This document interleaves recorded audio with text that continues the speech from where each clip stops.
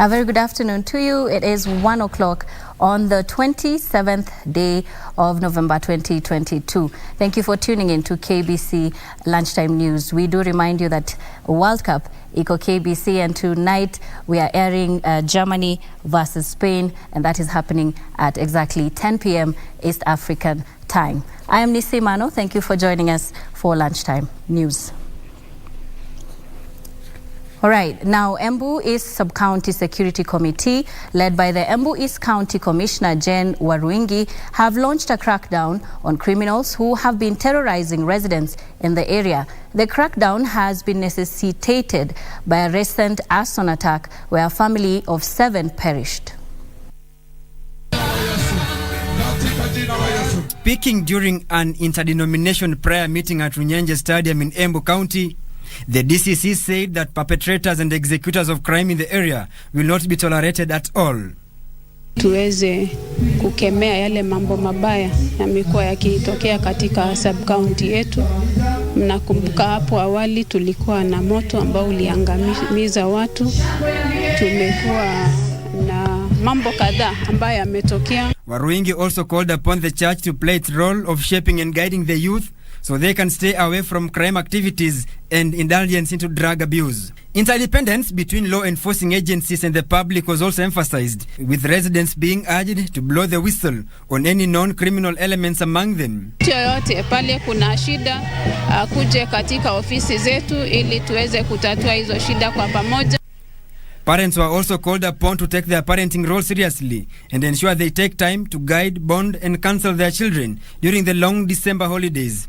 Sisi kama wazazi tuko na jukumu, especially wakati wa holiday ya 2 months, tuko na jukumu ya control, ya kumonitor our students, our kids. Kwa hivyo tunawahimiza wazazi wakati huu waweze kujua watoto wao wanafanya nini, wakuwe involved kwa maisha yao tangu asubuhi mtoto akiamka wajua amefanya nini, na pia waweze kuwapatia kazi hapo nyumbani wawasaidie ili waweze kuwa watu ambao wako responsible katika society. Frederick Parsayo reporting for Lunchtime News.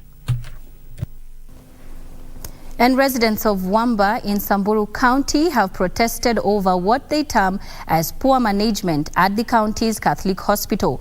The agitated residents claim services at the hospital have deteriorated significantly, with alleged deaths due to negligence also being reported. This is the situation at Wamba Catholic Hospital in Samburu County.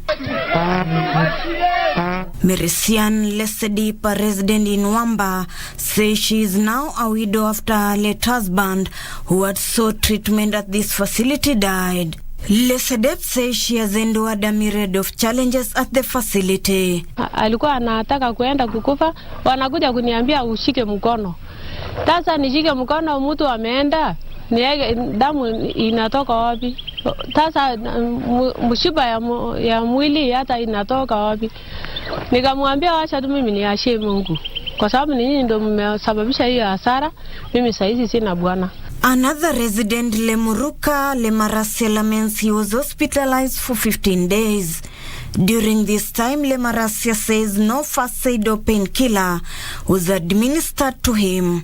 Nilifunjika mwezi wa 10, nikalala hospitali ya Wamba. Hakuna huduma nimefanywa. Nimelala siku 15. Mguu karibu na osa. Sina huduma yote nimepata. The resident now want the hospital boss to leave and the services be handed over to Consolata fathers and sisters. Niko na uchungu kubwa sana. Maana hata sasa hospitali sio kama hospitali, ni biashara. Unakufia hapo kwa faranda na una chochote unaweza saidiwa. Tuambia wakubwa wetu wale tumechagua, huyu mtu sahihi na direct kwa hospitali atoke tafadhali. Na hii ujumbe ifikie askofu, ifikie governor, senator na women rep na MCA. Hospitali ya Wamba ni kutafuta pesa. Zile services watu wanapata, ukiona deaths ya watoto inaenda juu na wale watu wanaenda kutafuta services inaenda chini. However, the Catholic Diocese of Samburu Bishop did not speak to the media, saying he is new in the region but will investigate the matter. Ruth Wamboy for Lunchtime News. And passengers in Migori-bound bus cheated death after their vehicle was hit by a loaded canter, plunging them into Nyakomisaro River in Nyambera, Kisii town. The 21 passengers on board, heading home from the holidays, sustained injuries, with some of them being rushed to the nearby Kisii Teaching and Referral Hospital for treatment. This story and others in our county news wrap. According to eyewitnesses, the driver of the canter was seriously injured and hurriedly ferried to an undisclosed health facility. Kuna kadi ilikuwa inatoka Nairobi, ikafika hapa Nyambera, na gari lingine ilikuwa inatoka Pegesa. Hiyo gari ilikuwa imebeba mzigo, hiyo ilikuwa na canter. Ikakata breki, ikapata hii ati ni enjo, ikienda Migori. Bahati mbaya ikapiga long side. Hiyo gari ikaenda kwa mtoni. County Director Disaster Management, Fire and Rescue Services Francis Osoro, who led a team of officers to the scene, confirmed the accident, saying passengers on the bus sustained minor injuries. The crew from the disaster management team of Kisii County is here with some recovery team, and they are doing a very good job. Sooner or later, this vehicle will be taken away from the accident scene. Many people were injured, but God will take care. The canter is said to have been approaching the Daraja Moja Nyamataro bypass junction when it rammed into the bus. Residents have now urged the government to erect bumps on the section of the road to reduce accidents. Elsewhere, health and nutrition experts in Embu have raised concerns over the high rate of stunted growth cases among children aged between 2 and 5 years as a result of malnutrition. According to the Kenya Demographic Health Survey of 2014, the rate of stunting, which is defined as impaired growth of children, stood at 26.8% in the county. The Embu children are not able to achieve their full potential because nutrition helps someone to grow and helps an individual to grow holistically, physically, mentally. And that means for Embu community, our children will not be able to achieve their full potential. Meanwhile, recruitment and deployment of occupational therapists to rural facilities will be the first to step in preventing disabilities in the country. Dr. Tabitha Rangara, the chairperson of the new Occupational Therapy Council of Kenya, says that there is need for the government to recognize the importance of occupational therapy to address growing need of the therapy in the community. Very important that we talk about occupational therapies in a holistic manner, that when we make our budgets, we look that in occupational therapies are represented in every sector of the country, in every sector of our communities, and in every sector of the hospital. Farmers in the private sector have been urged to adopt technology and come up with the region-specific solutions to help increase their yields. Cooperatives and MSMEs Cabinet Secretary Simon Chelgui says farmers are eager to maximize production and get bigger markets for their produce. Farmers are really making money through this crop. So it's our desire and wish as government that we also give farmers the same value that other farmers elsewhere in the world are benefiting. It's clear that the cooperative sector is playing a big role.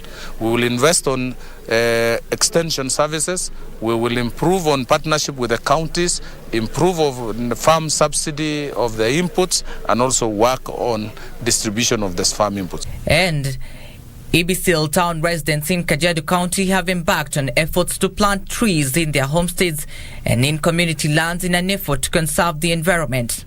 This follows frequent severe drought in the county that has resulted in crop failure, livestock losses and food insecurity. We are starting from Kajiado because of the deaths which we saw over during the drought season. It's important to look into these groups so that we are able to effectively address these climate change issues. Finally, Kirinyaga Governor Anne Waiguru now says Kirinyaga has necessary infrastructure to support investment in manufacturing and agro-processing.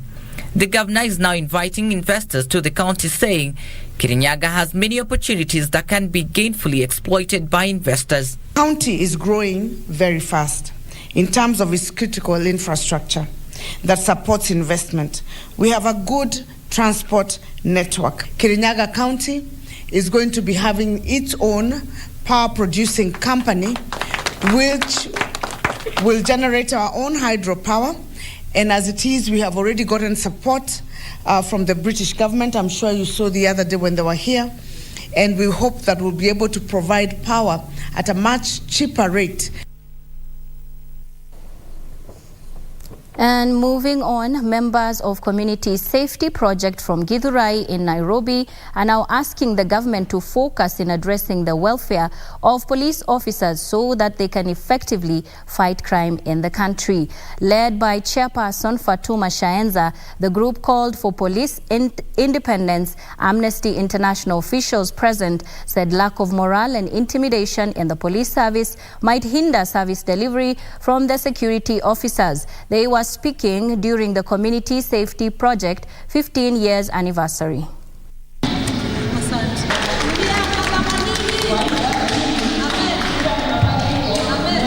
Mambo ya polisi tuseme kwa mfano imekuwa touching sana. Mimi nikiona askari wetu ambao wamekuwa wakitulinda at the end of the day wanakuwa hunted na the government.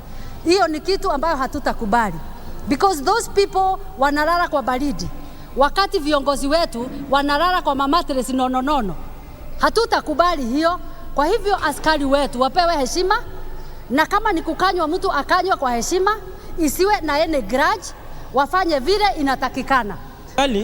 Kuwa hao vijana wenye wanaonekana wakitenga uhalifu huko nje wanafaa wakalishwe chini, ijulikane hiyo uhalifu inafanyika kwa nini. Ndio tuone venye tunaweza saidia vijana wetu, ndio wamama zetu wakiwa kule nyumbani wasije wakaumia ama wasikie watoto wao wamefanywa mabaya huko nje na polisi. Elsewhere, a group of Ethiopian migrants is pleading with the Kenyan government to consider them in the ongoing distribution of relief assistance to those affected by the lengthy dry spell. The families that have been camping in Uran, Marsabit County for 2 months say they fled the country in search of greener pastures after losing their entire livelihood to drought. But as Edward Kabasa reports, the migrants have found themselves between a rock and a hard place because the Kenyan government says it is already dealing with its own humanitarian crisis, and so they must go back to Ethiopia. It is 1 p.m. in Uran, Marsabit County.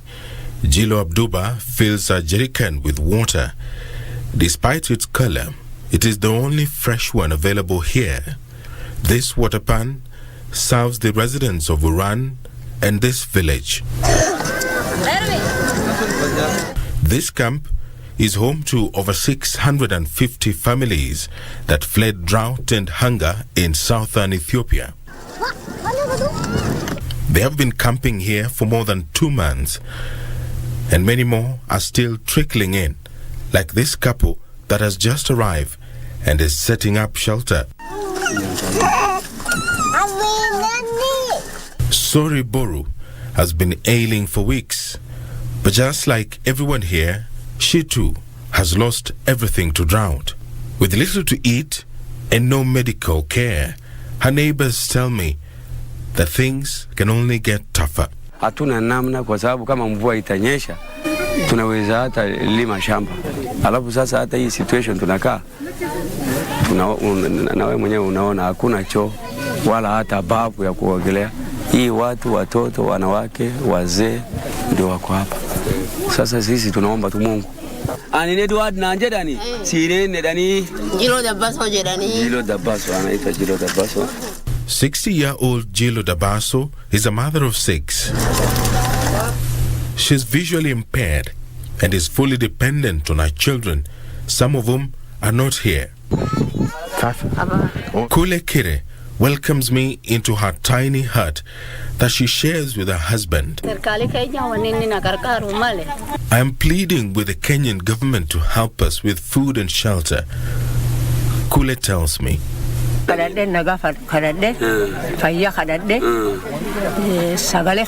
Anasema anaomba Mungu afya njema, uhai, usalama na chakula. Over 36.1 million people are currently battling severe drought across the Horn of Africa. 24.1 million of them are in Ethiopia. Children are the most affected by the obtaining situation, and most of them here are suffering from respiratory illnesses because of the harsh weather.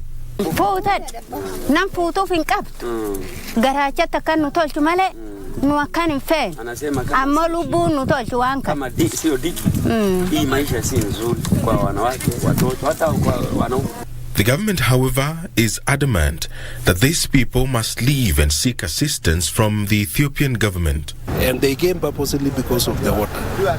And now that the rains have fallen the other side, I want to believe that we have adequate supply of water. And there is no other reason for them to remain there. Marsabit County Commissioner Paul Rotich says Kenya is already battling the drought and is busy feeding her people. We don't have resources as government to feed foreign nationals. Why? Because I have said there is a functional authority across. There has been a meeting between the national government through the Interior Ministry and the administration in Ethiopia for them to go back so that their own government facilitate their food, water needs, and livestock feed. The government's position on the presence of these migrants may perhaps leave this already desperate lot with few choices to make. The Kenya-Ethiopia border is just a few kilometers behind me. These people say that they have been crossing that border over the years in search of greener pastures. But the situation is different now. They say that they have lost all their livestock to the lengthy dry spell, and there's nothing to go back to. Reporting for Channel 1 in the outskirts of Uran, Marsabit County, I am Edward Kabasa. Meanwhile, approximately 300 million tons of plastic waste are produced and disposed annually. However, only 9% are recycled, with the vast majority ending in landfills. But young entrepreneurs in Nairobi have found innovative ways of turning the trash to cash. Their work caught the attention of royals from Sweden and Norway, who visited the country to see how the young entrepreneurs are attempting to deal with plastic waste that has become a major threat to the environment. Opicho Chemtai with the details.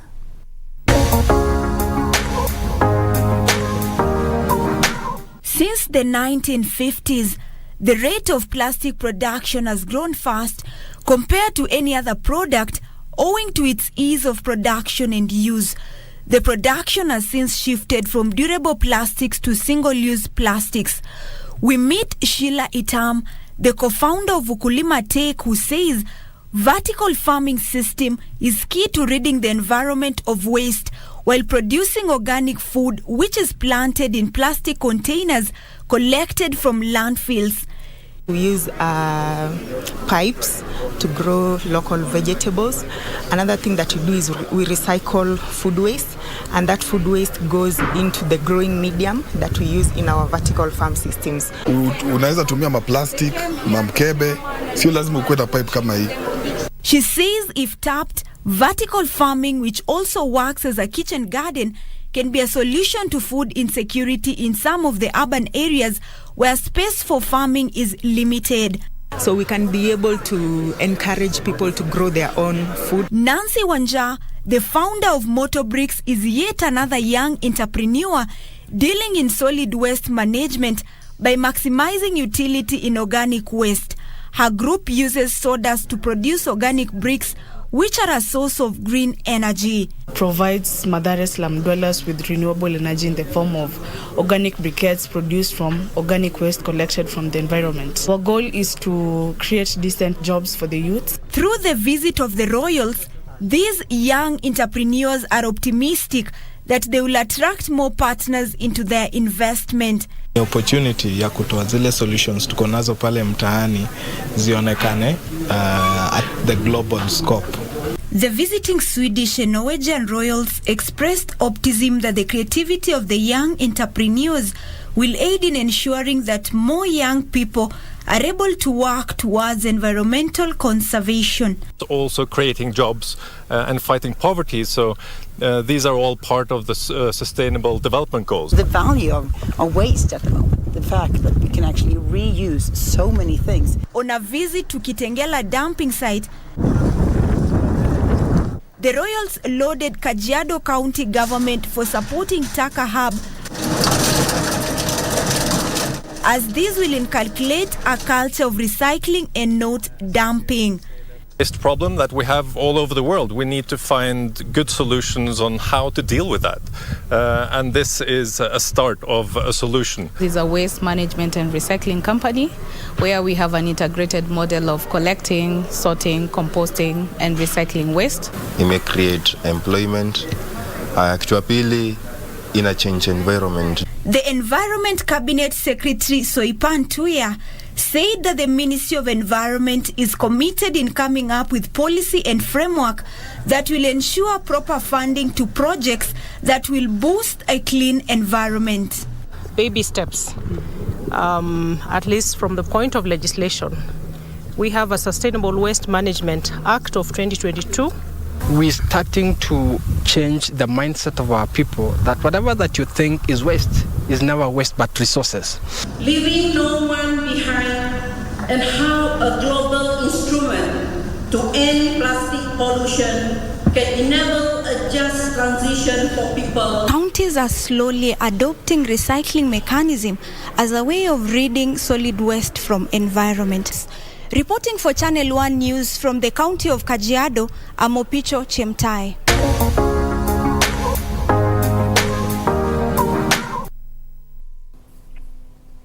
And moving on, donkey racing on Lamu Island is a delightful and entertaining sport. Thousands of residents and visitors turned out to witness the unique race, a rare sport in the country held during the mega Lamu Cultural Festival. The winners of the race were awarded with various prizes.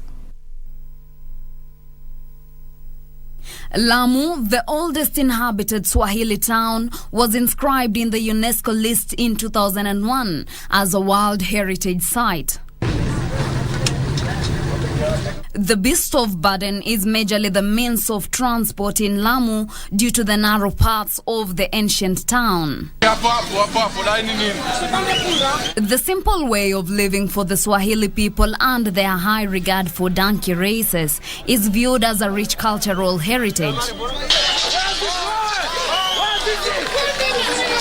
The competition showcases the donkey's speed, and participants are normally youth as young as 11 years who control the animal to compete in a supersonic speed along the seafront area.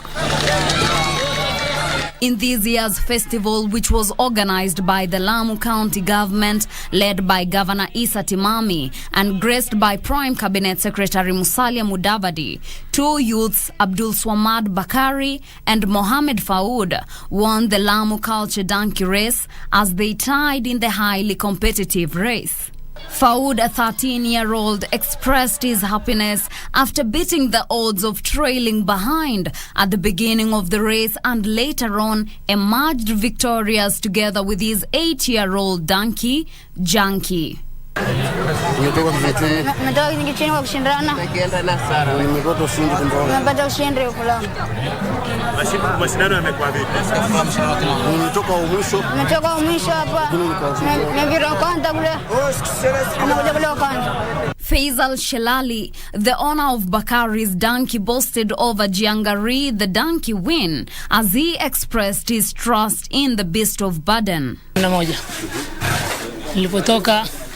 Nilitoka namba 4. Nikisikilia mbele kule nikachunda wawili, nikabaki na namba watu wawili.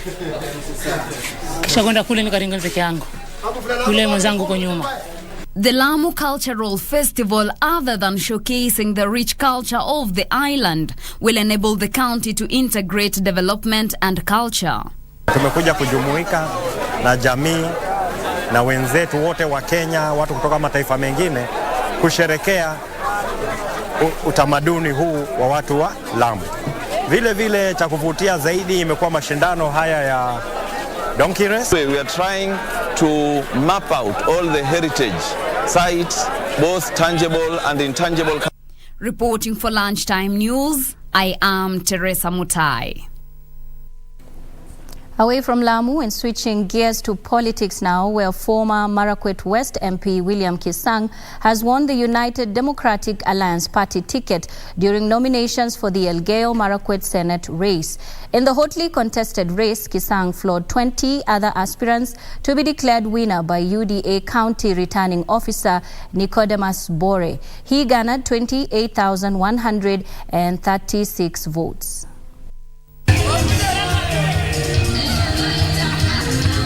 Former Marakwet West Member of Parliament William Kisang trounced 20 other aspirants on Saturday to win the UDA's senatorial primaries for ElgeyoMarakwet County. Kisang garnered 28,126 votes ahead of his rivals Tim Kipchumba and Jonathan Nui, who garnered 26,756 and 26,735 votes respectively. The by-election was occasioned by the resignation of Cabinet Secretary for Roads Kipchumba Murkomen after being appointed by President William Ruto. In Garissa, the race for township parliamentary seat is taking shape, with clans going for their best candidates for the seat.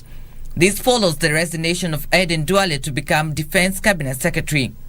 Mimi nawaambia wakazi wa Garissa ambayo wamenichagua katika mara 4 na katika vyama ambaye tulikuwa na mheshimiwa rais, hii kiti tafadhali mujenge mheshimiwa Deko. Sisi kama Garissa Town tunashukuru serikali, nashukuru chama yangu, na mimi nitahakikisha mkisimama na mimi inshallah tutadeliver hii seat kwa jina ya UDA. The Ali Yahan Community Council of Elders endorsed Nasir Dolal Mohammed as their sole candidate for the seat. Nasir, who is commonly referred to as Joffrey by his supporters, is a seasoned politician who has been contesting since 2013 and always coming second to Duale, who had held the seat since 2007. Other aspirants in the race are former Garissa gubernatorial candidate Deko Barrow, former Fafi Member of Parliament Abdi Karim Osman, former woman representative Mulki Wasame, and former Assembly Majority Leader Mohamed Gabo. The government has recovered 6 firearms stolen from police officers who were killed in Turkana East in September this year. The weapons were surrendered by 16 bandits who have vowed to reform and be integrated into the society. They are now urging those still in hiding to surrender. For decades now, hardly a day passes without incidents of bandit attacks in Baringo, West Pokot, Laikipia and Turkana, among other counties in the north. Various attempts to curb the vice are yet to yield fruits. But in rare occurrence, a group of bandits has surrendered to the authority and embraced reform.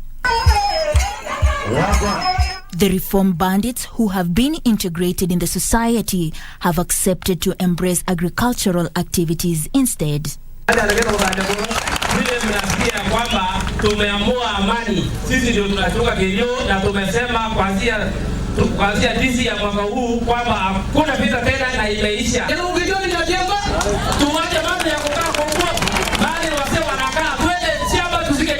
The 15 reformed bandits who surrendered 6 firearms stolen during an attack in Turkana East that left the security officers dead have been introduced to a model of farming in Chepturu Koloa ward through the support of a church. Na tunaambia Wakenya wote, kama hao watu wamepoteza maisha yao, kama sisi ni mwenye makosa, tusamiane kabisa, alafu tufanye kazi pamoja. Mani tulikuwa tukivuka hiyo bridge ni kama damu inakauka kidogo, ukifika huko Ndiena na yayuka. Lakini kwa sasa kila kitu ni shwari. Walipoanza kurudisha bunduki haramu, wakaingiana na jamii kwa njia ambayo ni mzuri. Area leadership called for more partnership in working towards restoration of peace in the area. It is indeed possible for this nation to be fed by productivity of Kerio Valley and the people living here. Ile mission iko hapa, na hakika kwa miaka michache watu watakuja kuona mabadiliko kwenye sehemu hii. Separately, leaders from Laikipia County are calling for unity and an end to bandit attack in the region. Sisi tumeamua angalau tusimamishe mambo mengine yote, tusimamishe mambo ya mabarabara na maendeleo mengine yote, tuhakikishe watu wetu wanalala na hako na amani. Serikali ya Mheshimiwa Rais William Ruto. Ile kikosi alidisband ya special unit, si mnajua? Hiyo angewasha tu itembea hapo Olmora nifanye hiyo kazi. We need it here.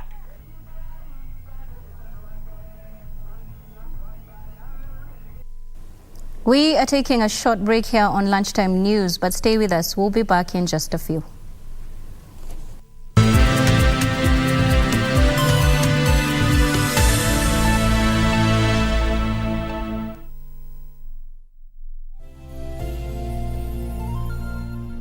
Transactions anywhere in the world with the NCBA Visa card and stand a chance to win big.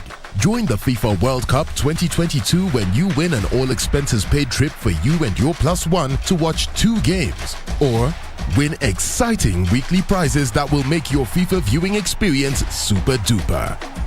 All it takes is a swipe or a tap to pay 2,000 Kenya shillings or more with your NCBA Visa debit or credit card.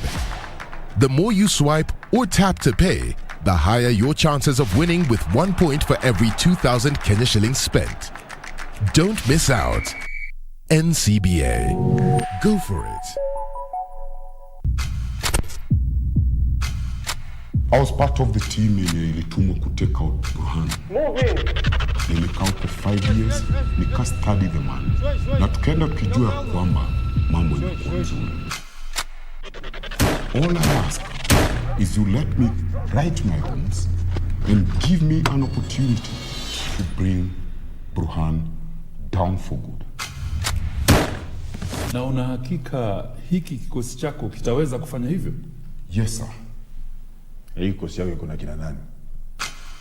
Sergeant Farah, aka Stingray, Intelligence. Corporal Ibrahim, aka Mongoose, Intelligence. Corporal Katana, aka Panther, Medic. Cover me! BC Adhiambo, aka Maliet, Machine Gun. BC Kibet, aka University, Sniper. 1, 2, 3. 1, 2, 3. Nasikia wasewa sahii tunakuanga wadedi. Tatu ni polisi kama sisi. Chini, chini. Ukilipa bidhaa kama kawa kuna maswali.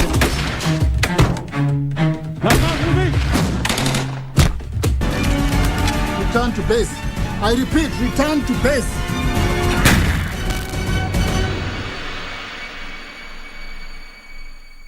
Airtel, the most affordable network.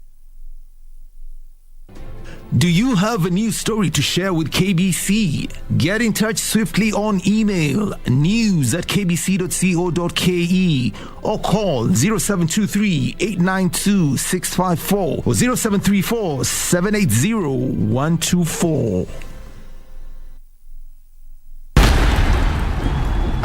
Dembele whips one over and Kasper Schmeichel had to be right on his toes.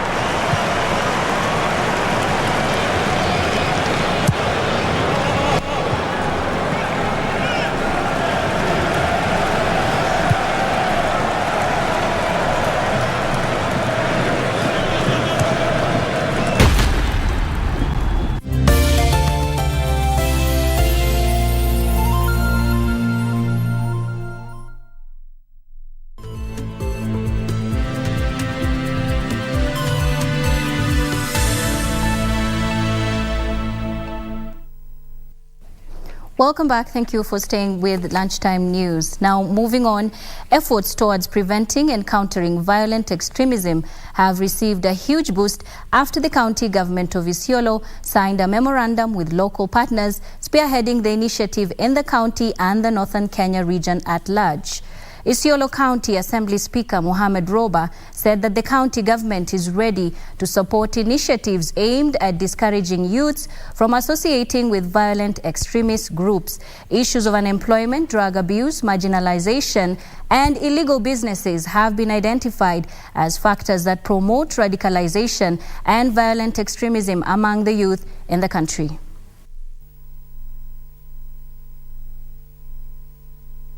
So as a community, we don't want, to face such a scenario again. As a county assembly, we are going to support every initiative aimed at discouraging our youth from joining terrorist organizations like Al-Shabaab. All the county governments should, involve more resources in intending to create TVETs, intending to create equipments for specialized skills, in trying to sponsor the youth, in having different specialities in terms of either education or mason work. And at the end of the day, once our youth are engaged, we are also secure as a society.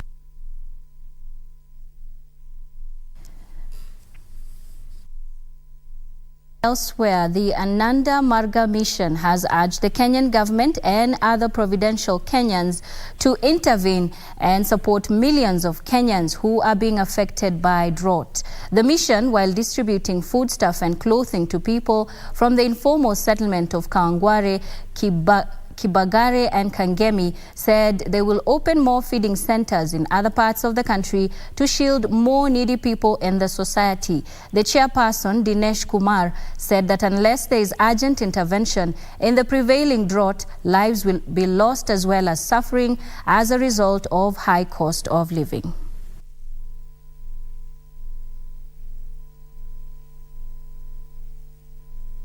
We are trying to help in all ways in 5 basic minimum requirements of life, that is food, clothes, shelter, education and medicine. In each need, we are here to come forward and help the people.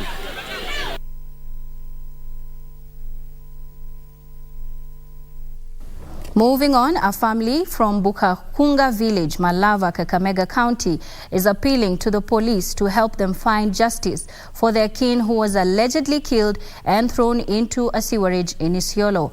The deceased mother, Elizabeth Liwa, claims that Nation Okanga, a 37-year-old father of 2, went missing since August and his lifeless body discovered 3 months later. A family in Kakamega is calling upon the government to help them find closure by bringing to book a person behind the untimely death of their son.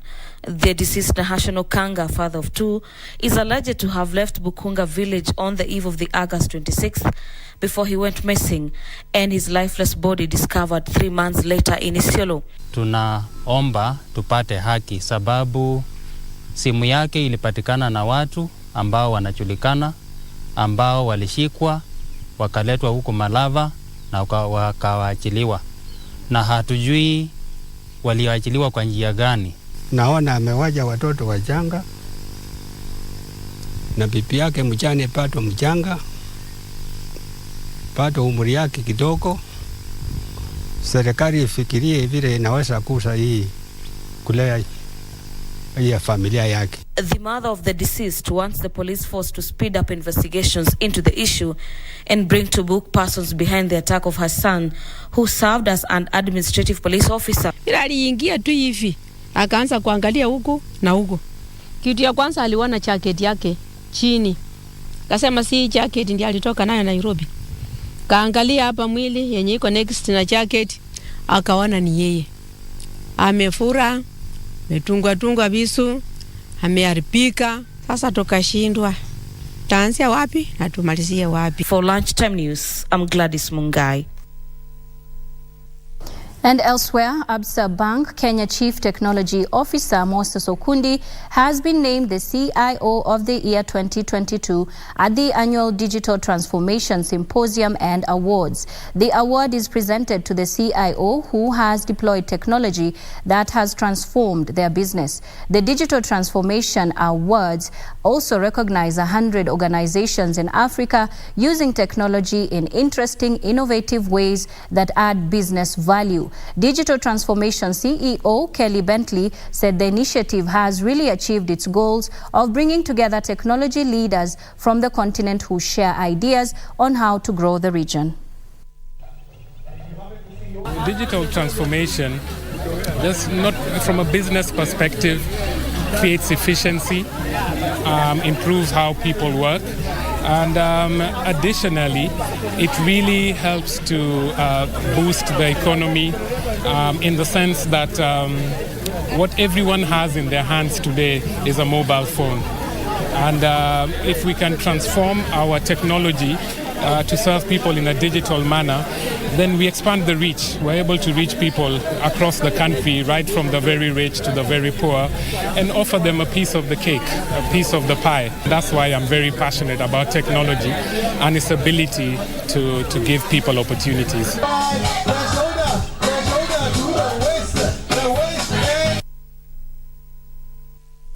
Crossing over to Migori County now, where Deputy Governor Dr. Joseph Mahiri has urged Kenyans to invest in blue economy and adopt modern agricultural methods to make the country food sufficient.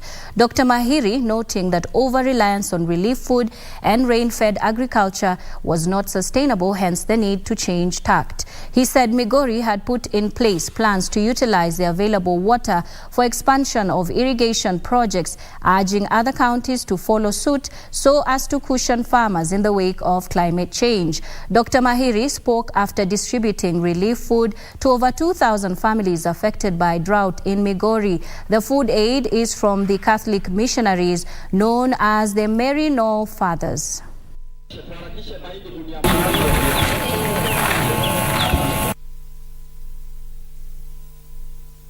We are not happy to always give our people relief food.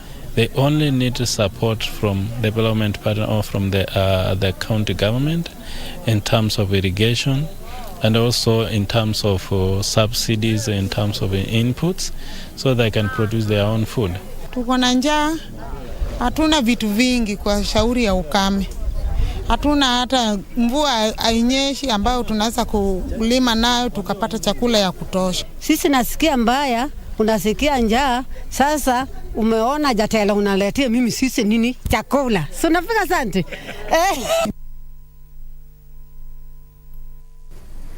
Moving on, at least 73 pupils have one less thing to worry about after a community-based organization donated foodstuffs for them to eat during the Kenya Certificate of Primary Education examinations that kick off on Monday.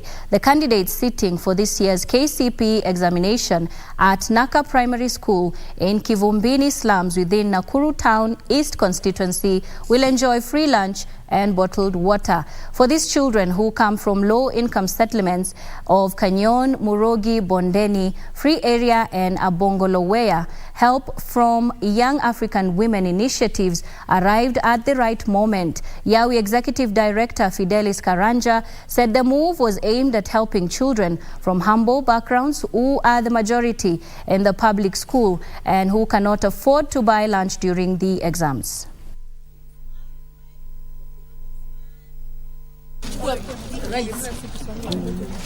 Just hold for a few minutes. Bringing food here for them to have lunch for those 3 days, at least they are sure of something that they can have. Even if they don't take breakfast, they can come and take the 10 o'clock tea. Even if they don't take lunch after exams, they can have lunch at school and go home and be able to revise for their exams. Most of the children come from very humble grounds. There are those who don't even carry food.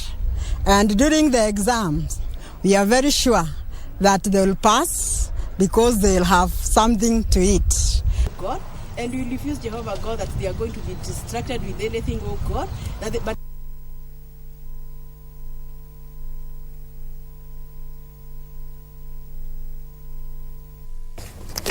All right, remember World Cup Eco KBC, and we are going to be airing Spain versus Germany at exactly 10 p.m. East African time. Now moving on, local pastoral communities in Isiolo like Kipia, Marsabit, Samburu, Narok, West Pokot, ElgeyoMarakwet and Turkana counties will benefit from 293 million shillings courtesy of the Swedish Embassy. Following the ongoing prolonged drought, Sweden's funding aims to assist the pastoral communities in coping with the effects of drought, climate change, food insecurity, and other access to water for both people and livestock.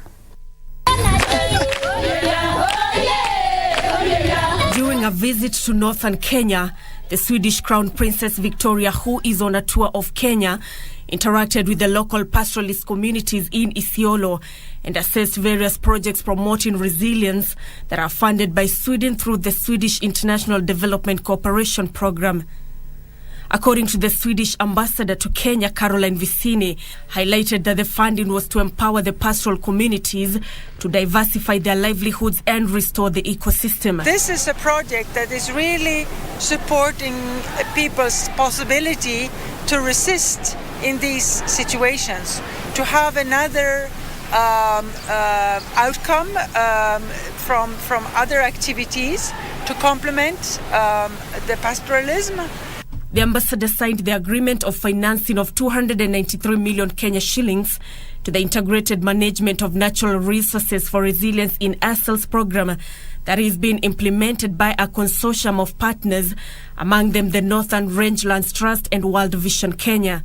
The Northern Rangelands Trust CEO Tom Lalampa said that courtesy of financial support from Sweden, the Imano program has been able to build resilience among the various pastoral communities. Going to peace building and conflict resolution in this region. A lot is going to water. A lot is also going to rangeland management, supporting rangeland management, and enterprises for women as well. And the most interesting thing with this model that we support is that it integrates community development and conservation. Lalampa also lauded the support from Sweden as transformative to the lives of pastoralist communities in northern Kenya. And elsewhere, a man from Kiambogo village in Elementaita ward of Nakuru County is seeking for financial assistance to undergo colonoscopy to determine his cause of ailment. Joseph Matu has been oozing blood in his stool, a condition that has persisted for the last 4 years, leading to further complications. From a distance, Joseph Matundungu holds a straight face, hiding the reality of his predicaments from the public. But under him is a life of sorrow that has now become a norm and a reality with no option but to adopt it. The 48-year-old man from Kiambogo in Nakuru County has been suffering from inflammatory bowel disease with a long-standing history of fresh blood in his stool. Nikienda choo inatoka na damu. Choo na pamoja na damu. Sasa kutoka hapo 19 sasa kaza kutoka damu peke yake. Bleeding peke yake. Sasa hii damu inatoka peke yake, hata nikienda kwa barabara na zingine inatoka peke yake. Bila hata kuweza kufanya. Hata jada choo. Sasa zingine hata pale nipepitia hapo nikikaa chini hapo chini. Unakuta kama kitu imejijiwa hapo. It is a condition he says has progressively worsened over the last 4 years, leading to even more complications. Damu na moika peke yake. Hata niko kwa barabara damu na mwagika. Kutoka hapo niko na tena shida ya moyo na pressure na masikio na macho. Na tena mikia hii ya shingo yote na hata shida yote. Na tena saa zingine nakojoa damu. The medical superintendent at Nakuru County Referral and Teaching Hospital has recommended colonoscopy to determine the abnormalities he is facing. Familia ameshindwa. Ameshindwa ni kusaidia kwa sababu vile nimekimbia sana. Sababu sasa nimetumia 1,000 karibu sasa nimetumia karibu 1,100 saa hii kabla ya tibiwa hii sasa.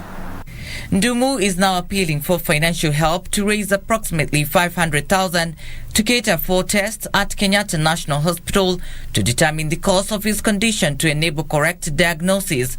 Contributions can be channeled through Joseph Matundungu's personal M-Pesa number 0705 86 33 57 0705 86 33 57.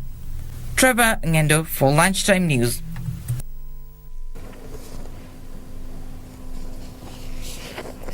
Away from that, a campaign encouraging people of African descent whose ancestors were victims of the transatlantic slave trade to return to Africa has gained momentum, with over 30 African Americans visiting the country who are believed to be keen on establishing a permanent home in Kenya. The group, composed of 40 African Americans, arrived in the country over the weekend. The group is here to trace their ancestry and reconnected to their African culture. If you're not connected with your roots, do you know who you are? The Jewish, Asians, Hispanics, everybody, they know where they come from, who they are. black Americans, black Europeans who haven't been able to connect and come back to Africa, they don't know who they are. So they start acting like the colonizers, and it doesn't make sense. So you have to know who you are, and you have to come back to an African country, a black African. On Tuesday, part of the group were integrated into the Nubian community in a brief ceremony conducted in Kibra, Nairobi. Wanaweza rudi, wengine wanaweza amua waje ishi na sisi huko. Ndio unajua mtu lazima tafute mahali alikotoka na nini vitu kama hivi. Sasa muhimu ndio sasa naona lazima ajue utamaduni wetu. Akishafahamu utamaduni ndio sasa fanye nini? Wajihusishe na sisi. Wakienda kule kwao watasema hivi na hivi, wataeleza vile walitoka naye hapa, ndio wakija.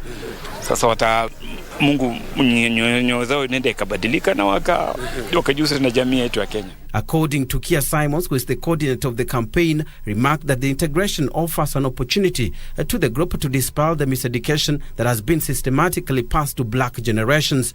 Our traditional myths that has been told about Africa to African Americans through our school systems and socially.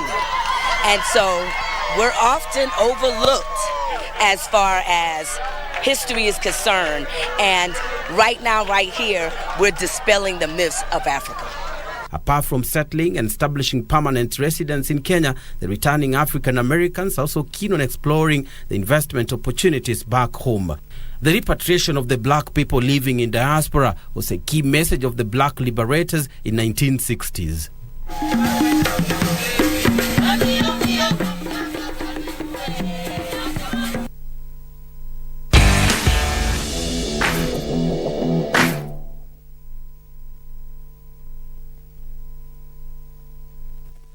All right, let's take a look at the day's sports. Over 120 shooters participated in the chairman shooting competition, where National Gun Holders Association of Kenya Ambassador Anthony Mushiri acknowledged their recognition by the Sports Ministry after being registered as a federation by the Sports Registrar.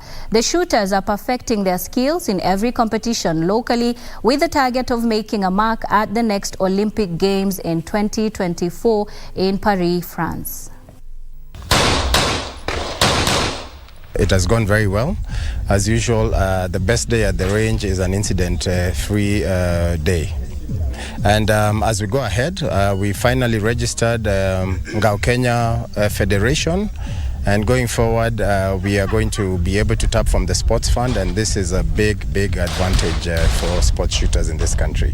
If you look at all the disciplines that they participate in, especially in an Olympic event, the participants are no more than 18, 19 years old. We have young people as young as 11 getting gold medals for China. And whereas traditionally we have over-relied on athletics. The World Shoot that we just come from in Thailand is going to be held, the next one is going to be held in South Africa. This is the first time after so many years, I think 18 years or 20 years, that the World Shoot again is being held in Africa. Meaning Africa, we are growing. That is a win for Africa, it's not a win for South Africa. So Kenya should also put ourselves into gear. We should prepare ourselves. We should make sure we are out there. It's not a matter of saying bottom up and we're looking at it as if it is an issue of forgetting who is down there. Bottom up is an issue of collecting the people who are from the grassroots and bringing them to accept the spot on top here. And that's exactly where we are. We are sure that Kenya will also host the next World Shoot.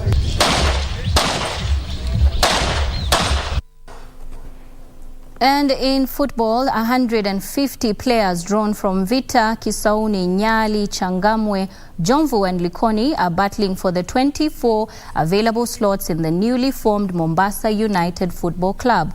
The community team, scouted from local tournaments, will receive funding from a section of the political class and the business community in Mombasa County.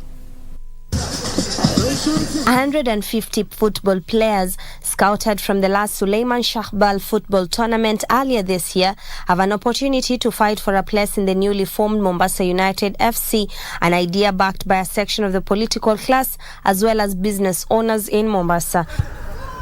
The youth, aged between 18 to 25 years, will be fighting for the 24 slots in the team, with the management expressing confidence that will change the history of football in the coastal town. Matumaini yetu ni kwa hizi teams zitafika mpaka Premier League.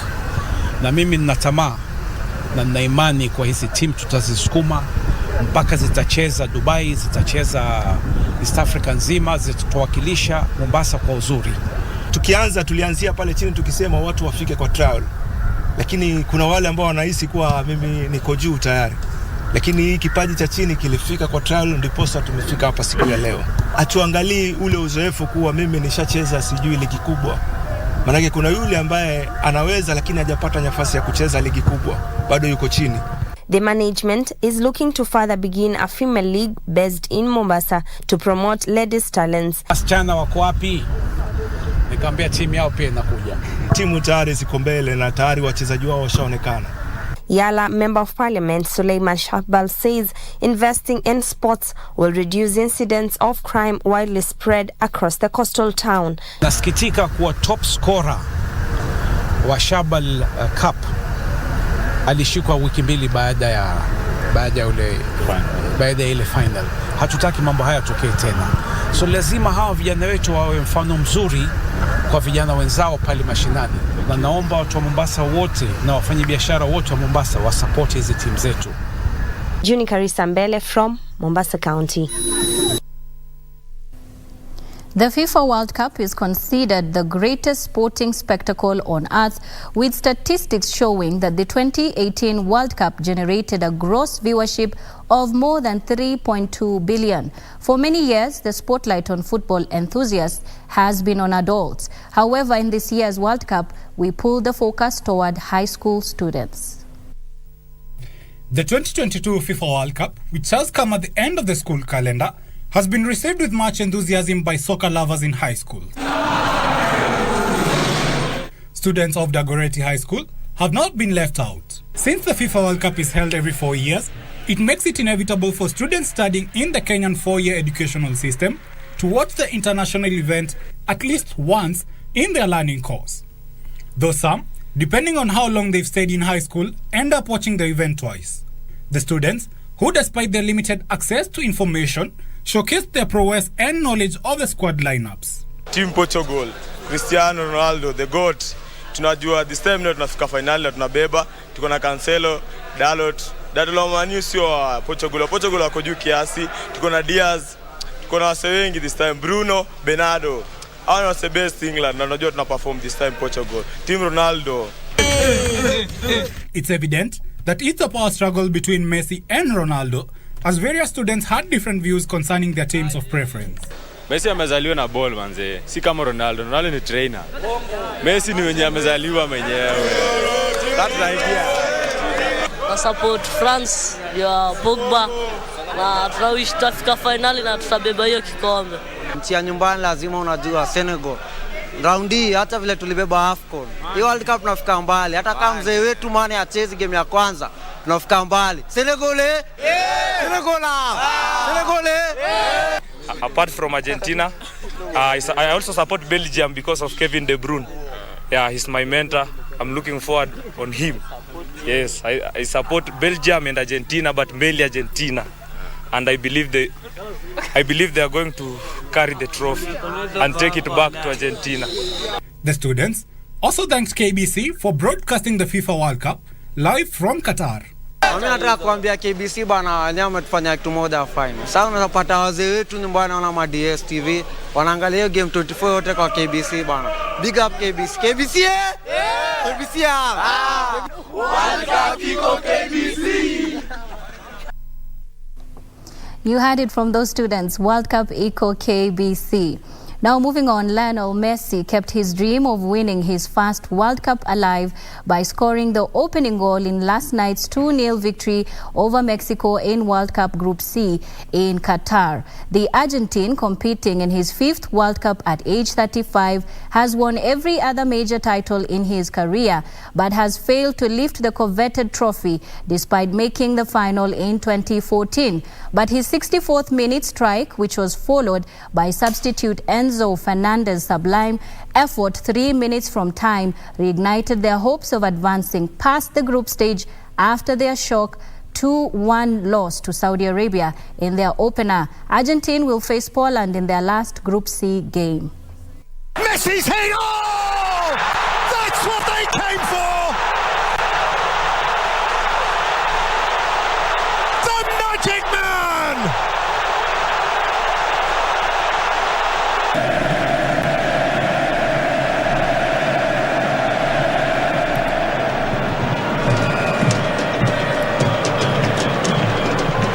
Oh, sweet feet, wonderful goal! Enzo Fernandez with a pin.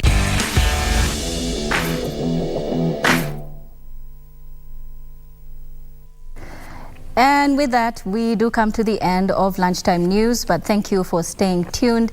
We appreciate all of your feedback and your interaction on all of our social media platforms, on Facebook, on YouTube, and on Twitter at KBC Channel 1. World Cup Eco KBC, and the game to watch for is at 10 p.m. tonight. That is Spain versus Germany. I am Nissie Imano. Byron Abuli has been our sign language interpreter. Good afternoon. Enjoy the rest of your weekend.